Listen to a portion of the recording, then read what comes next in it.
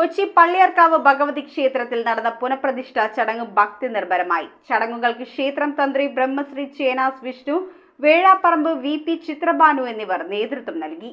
കൊച്ചി പള്ളിയറക്കാവ് ഭഗവതി ക്ഷേത്ര പുനരുദ്ധാരണത്തിന്റെ ആദ്യഘട്ടമാണ് പൂർത്തിയായത്. പുതുതായി നിർമ്മിച്ച ഭഗവതിയുടെ വിഗ്രഹം ശ്രീകോവിലിൽ ക്ഷേത്രതന്ത്രി ബ്രഹ്മശ്രീ ചേനാസ് വിഷ്ണു നമ്പൂതിരിപ്പാടിന്റെയും വേഴാപ്പറമ്പ് വി.പി. ചിത്രഭാനു നമ്പൂതിരിപ്പാടിന്റെയും മുഖ്യ കാർമ്മികത്വത്തിൽ പുനഃപ്രതിഷ്ഠ നടത്തി. Kochi Devaswom board member M B. Muraleedharan, member Premaraj Chundayath എന്നിവർ പങ്കെടുത്തു. ക്ഷേത്ര ഉപദേശക സമിതി president C. Radhakrishnan, vice president Mohankumar, secretary T. Sethumadhavan, joint secretary V. P. Surendran, treasurer K. Santhosh Kumar തുടങ്ങിയവരാണ് നേതൃത്വം നൽകിയത്.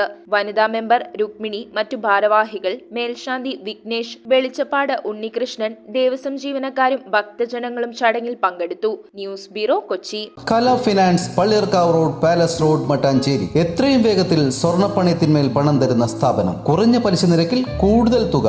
വേറെ ചാർജുകളൊന്നും ഈടാക്കുന്നതല്ല. Kala finance, Palliyarkavu road, palace road, Mattancherry.